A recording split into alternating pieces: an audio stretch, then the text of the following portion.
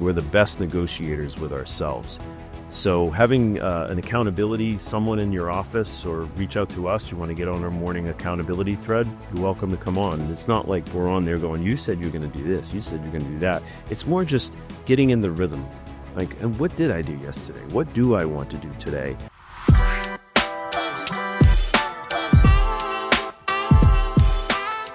All right, so today we're going to talk about one of the things that is probably understood very well by real estate agents, but often fail at doing, and that is planning.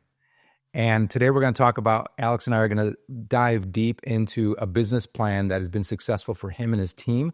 And we really want you to stick around because we are going to get pretty granular with a lot of the detail in the hopes that you watch, as you're watching, you really take the responsibility and the need to have a proper business plan in place in order to have success in 2025. And so I was really impressed. Alex obviously shared his business plan with me and the one that he shares with his agents, and obviously they're top performing agents. And so if it's working for them, it's likely going to work for you. But of course, you need to be able to follow it. So Alex, I'm really excited about this one because as we pledged to the audience is that, towards the end of the year, we're going to start to give a lot of tactical things that are going to help them prepare for 2025 because we'll blink once, it'll be Thanksgiving, we'll blink again, it'll be Christmas, and then it's all of a sudden 2025, and we're like, okay, did I make a plan? What is my plan? So, so thank you for sharing it, first of all, and what are your thoughts, just overarching about, the plan itself and what it's meant for you and your team? I would say overarching, I would start first with a plan itself. So if you didn't have something like this, or maybe you don't have an Excel editable software, so you could literally print this off, or I don't care how you do it. Like I've done them on paper before. I remember the first time that I ever set goals real estate wise, Eddie, it was 2009, iPhone 1. There was an app on there. I don't know if I shared this with anybody before, but it had just a little, the thermometer, barometer kind of thing. The goal was a certain amount of money and a certain amount of closing. So every time that I got a closing, I would go on that little app and just slowly I saw that bar going up. And I did set, I want to offer this to the audience. I set kind of a stretch goal that felt a little uncomfortable to me, but did seem doable. And so it was uncomfortable. Now, there's people I think that underestimate, and then I think you just don't want to set the goals too low. And then I have seen people set the goals way too high. And we can share with you, we're going to share this with you. It'll be in the link below, and you can use it. But if you ever want to kind of dig into what our numbers kind of roughly are, reach out. We can talk to you about that, about roughly circle prospecting, open houses, pay-per-click, Zillow, how many calls does it make to make an appointment and so forth. But anyways, coming back that year that I set that goal, dude, I genuinely was like, man, this may be really uncomfortable. I don't know if I'm going to hit this. I remember that in the back of my head. But then as I slowly measured it, and there was there's a little aspect of gamification. There's a program called Sisu, which has really started to integrate game. That's actually now offered with EXP as part of the package, similar to other CRMs and so forth that we have with EXP. But anyways, I'm not a pitch there, but any kind of tracking thing that daily, we talked about our KPIs before. So we were able to take all the KPIs from last year, plug them in. This is roughly how many calls it would take to get to an appointment, to get to a contract, to get to closing. So all that aside, it's over. I know that's a big, you asked me overarchingly, just that's my experience. And then we've dialed this into, this is much better than that Apple iPhone thing because it gets into calls, it gets into sources, right? So it kind of integrates those sources that you want to work in, the pillars you want to work in. So let me share it here. Actually, I'm going to share my screen. Do this. Boom. Entire screen. There we go. Bam. Okay. So You see the business plan now, Eddie? I do now. Yes. Okay, great. Okay, so what you can see here is you want to kind of now starting first off with average selling price for buyers. Again, we kind of talked about it off air here. If you're in California, this is going to be a much different number. This is probably going to be in the million range. All right. This is going to be up in the million range. Whereas if you're in Mobile, Alabama, maybe it's in the $230,000 range. I don't know. Maybe you can go into your local MLS, you can get an idea, but you want to be, because your numbers at the end are only going to be as good as numbers in or garbage in, garbage out. So we want to have good numbers in. That way we'll get good numbers out. So maybe if you're in, a market center, or I don't care if you're Berkshire Hathaway, or talk to other agents in the office. Hey, how do I figure out average price point? If you know your average price point, then just be honest with that. Now, if you have your numbers, you want to go back from last year, right, Eddie? If you're an existing agent, you've sold 10, 15, 20, 30, I don't know however many homes, you can look back last year, get a sheet. I'm sure you can pull it out of MLS, or maybe you have a transaction coordinator that can pull that and get, buyers are going to be a certain amount, sellers are going to be a certain amount. I've mentioned it before. We use the CTE, the commitment to excellence, very, very affordable. Anybody out there wants to get the KPIs, and that will show you what your average. That's why it's so great, Eddie. We don't have to go back and go, hey, what's the average in the market? It's like, what's the average for me?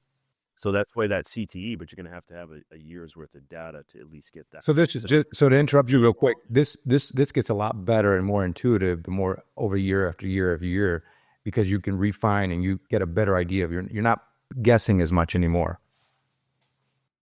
Correct. Yeah. In the beginning, you might want to guess, and then after first quarter, after second quarter, start to adjust it. This can be a living, breathing document, if you will, and it can change up or down, right? So maybe you pop a big, multi-million dollar listing when you have an average price point that's lower, that's going to pull it up. Good for you. So anyways, so also you got to be careful with this stuff. Don't go, okay, I had an agent the other day that did the average commission for buyer and listing. They had in here at 3%. And I'm like, that's not true. If we look back on our numbers, I think our average commission on the buy side, Eddie, was like 2.62 or something like that. It's closer to 2.5 than it is to 3. So again, if you put 3 in here, like, well, I think I'm going to get 3. It's like, well, maybe you will, but look at the last year of our 130 closings that weren't rentals.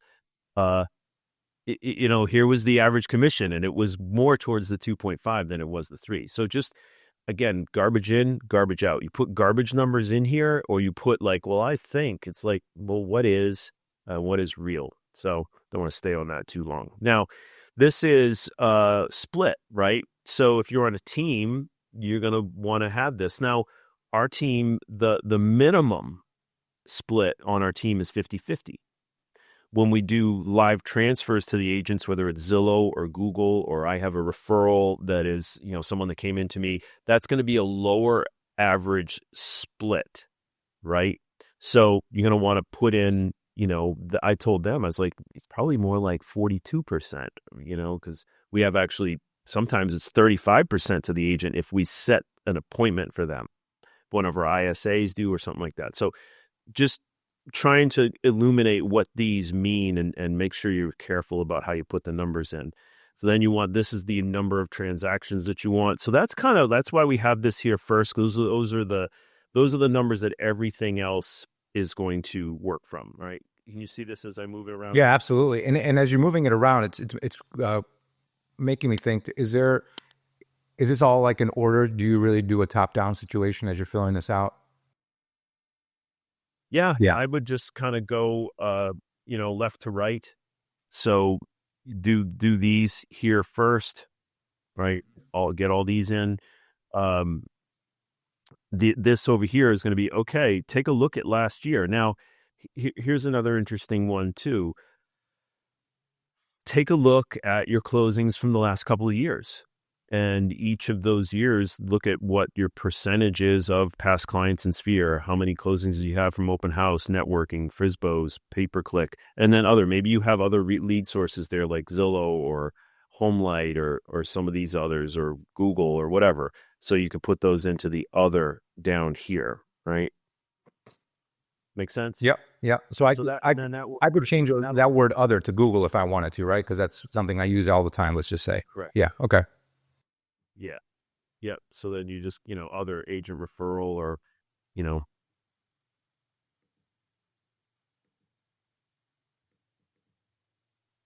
uh, I don't want to mess around with that too much. Okay. So now we have over here. Now, this is not fully editable because what we did was Candace, our ops manager, actually had all of these numbers already. Um, uh, she has those in the CTE, and she actually put those in. So these fields that are, I'm colorblind, what are these, tan or something? Those are green, light green. Yeah. Yeah, it Tan never ceases to amaze tan for you, buddy. like how weird colorblind is. Yeah. So anyhow, those are the editable fields. This stuff is non-editable, but you can redo this sheet, and then we also can get you an editable version too. Got it. Okay. So this over here gave us the baseline for lead gen. So these are basically what it took us to make contacts, right? So, and then that broke down to 5.4 appointments equals a closing. Okay. Open houses and so forth. All right. So, as we come over here, these are what we call the pillars, right? So, what you also want to be careful of, y'all, is getting spread too thin. Well, I think I want to try door knocking, and maybe I'll try circle prospecting, and I'm always going to do my open houses, and I'm going to do my past clients, and I'm going to I'm going to do networking as well, and I'm going to do FISBOs. I literally had people had like 7 pillars. It's like, I recommend, Eddie, I recommend 3 to 4 pillars max. So whatever it is that you want to hone in on. And then also, we have a morning role play. So you want to be thinking about, okay, I want to do door knocking. Well, then come to role play and role play your door knocking script or your door knocking approach, your FISBO approach, a PPC approach. Again, then you got other and other. So these are other categories if you have something of Google or something like that.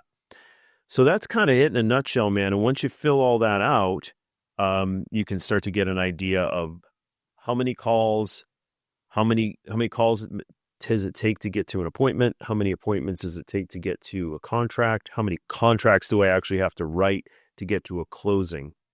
And then that will give you a good bearing of kind of backloading that into what your daily activity. And Alex, where do those calculations appear? The ones you just mentioned. Where do those results show? The results show up in here. Sorry, I'm moving this around my finger. It doesn't work too well when I do this, but I'll have a better way. Those come over in here. Got it. Okay. So all that populates in there. Correct. Yeah. Okay. Yeah. Perfect. So then I've got my numbers based on everything I've input, and I basically have my homework. This is how many times I have to host an open house. This is how many times I have to circle prospect. Got it. How many hands I have to shake.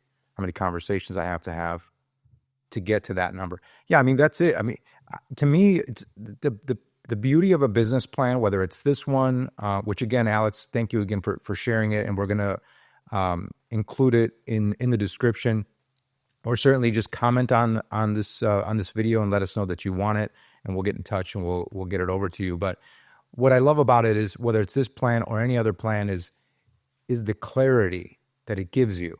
Like you like if I'm new and I don't understand what I need to do, I understand that I need to make calls, I need to have conversations, et cetera, but there's no guiding number around it. And it just seems like, well, I guess I just have to get to work. Well, what does get to work mean? How many calls did I have to have this week or this month or today? Is it 7? Is it 47? If you've got nothing to guide yourself by, it becomes frustrating and just blurry. I mean, for lack of a better term, it's just like, yeah, I got to just get to work. Well, what does that mean? So once you have a number, uh, you have a target, then you know that if I stay on this track, I'm going to meet those goals that I set for myself and that I've entered into this calculator.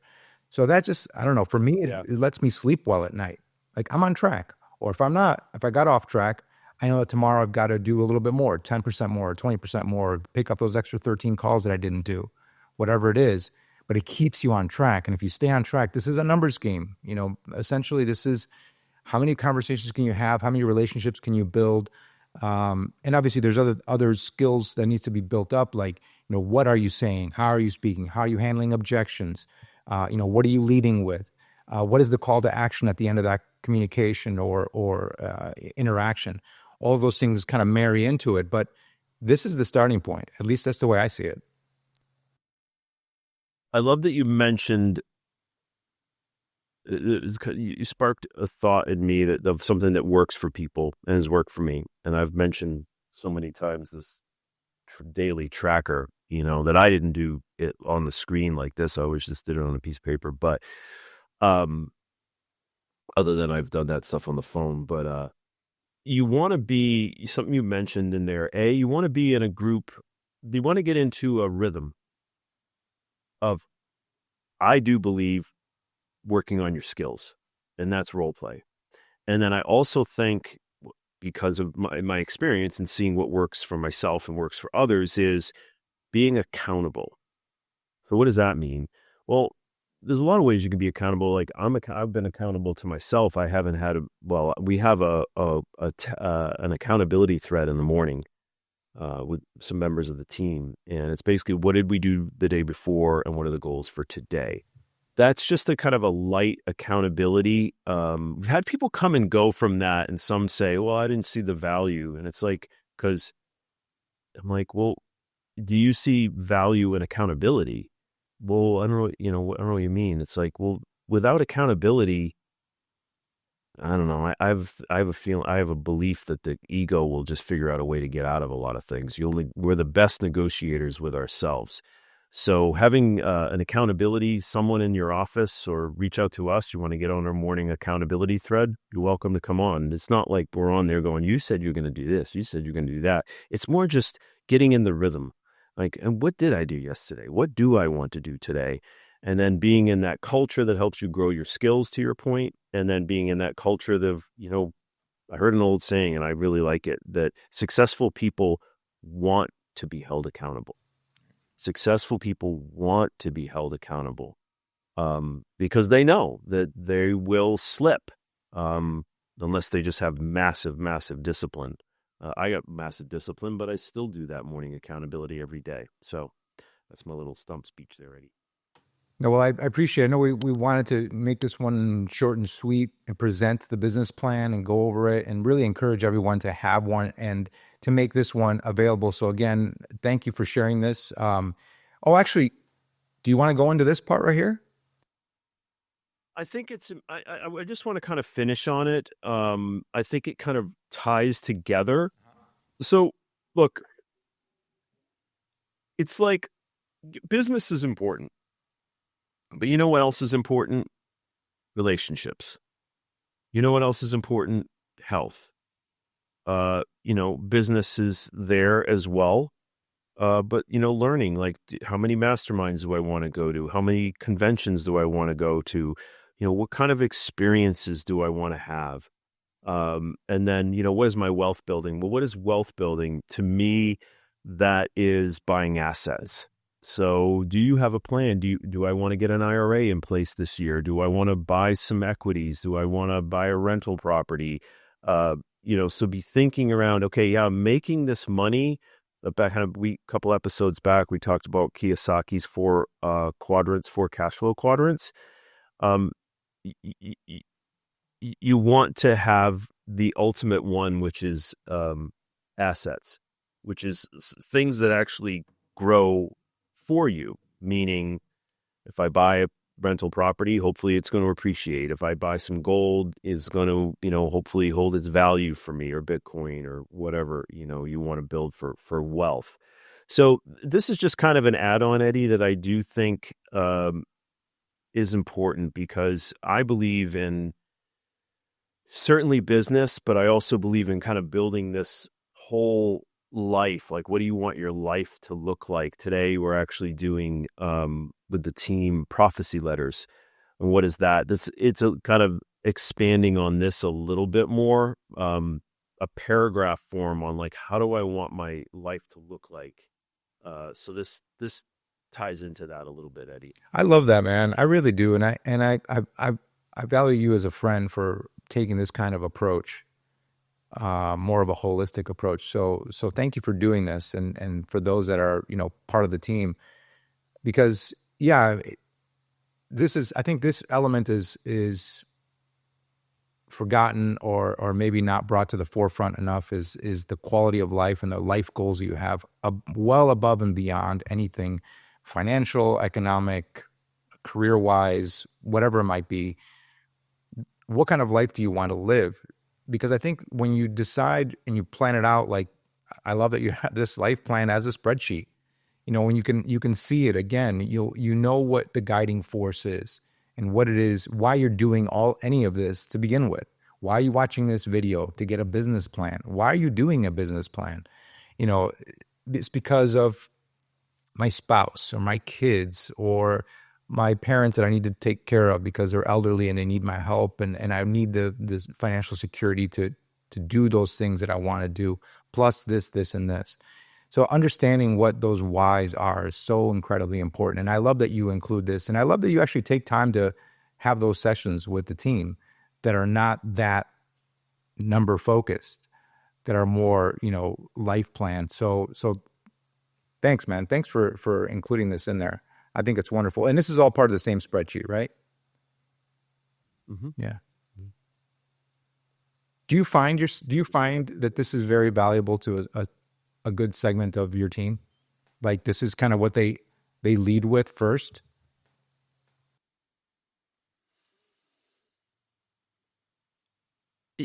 I can say for me, this is the first kind of year of doing this. So I can say from the team last year to this year. So I've been doing this kind of stuff for a while. I wrote my first business plan in 2010. I did my first prophecy letter in like 2017, 18 after a mastermind I went to. And what I can tell you is, so for me, after all those years of doing business plans every year, that's kind of how I've gotten to where I've gotten. So if you would like to get to where I am, I'm not saying you do or you don't, but I've got a pretty good life. And it had a lot to do with going, what do I want my whole life to look like? Because I think people can get too dialed into just these. And it's important. But for me, it it didn't have the whole picture. So yes, it's helped the team, and it's over the last year we're dialing that in. It's going to be really fun for 25 because now we're really helping to develop people into what that whole life looks like. So I've really started to integrate that, and it's worked for me, and um, I'm seeing good results from the team. So Well, as we wrap this one up, I know we intended to just kind of share and make it available for everyone. As we wrap up, any closing thoughts on using a business plan? um, A, be honest. B, constantly be looking at it. C, be adjusting it. And D, the life plan.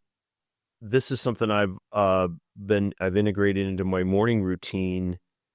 And I do it I don't do it every day, but I'd say I do it about 5.2 days a week. Is I sit for 10 minutes and I think about, with my eyes closed, a visualization and thinking about that life that I want. And I connect with the feeling. So I know that sounds probably maybe a little touchy feely for some people, or a little woo woo or hippy dippy, as some people would say, but connecting with the feeling of that future life. And that starts to bring it closer. And I don't know if people out there believe in the law of attraction or that kind of stuff. I do believe in empirical stuff, but I also believe in the heart, right? The heart doesn't have numbers as much with it, but the numbers, they kind of meet. That's why we want to meld these two worlds. So that's my kind of overarching last thought on the business plan and the life plan. Well, and we just to kind of tie this all in, we just had that discussion. You and I have recently kind of going back and forth as to how we're refining the topics that we address here on the pod and what we want to talk about, what Alex is interested in, what Eddie's interested in, collectively, what we're interested in, what we like to talk about. Because I think, to your point, some of this may land a little too out there or, like you said, woo woo. I think I used to have a word too, or something like that.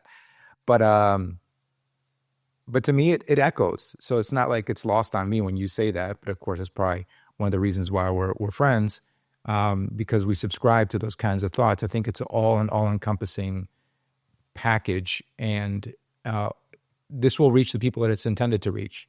And if it is too woo woo for you, or not too practical, or vice versa, it won't resonate. But that's okay too, because we know that by our own travels, we know that there's a segment of the population, agents, and our viewers that will connect with this, and that's who we're hoping to serve. And so, thanks again, brother. Thanks for sharing this. And again, everyone, we'll include this in the description, and we'll see you on the next one.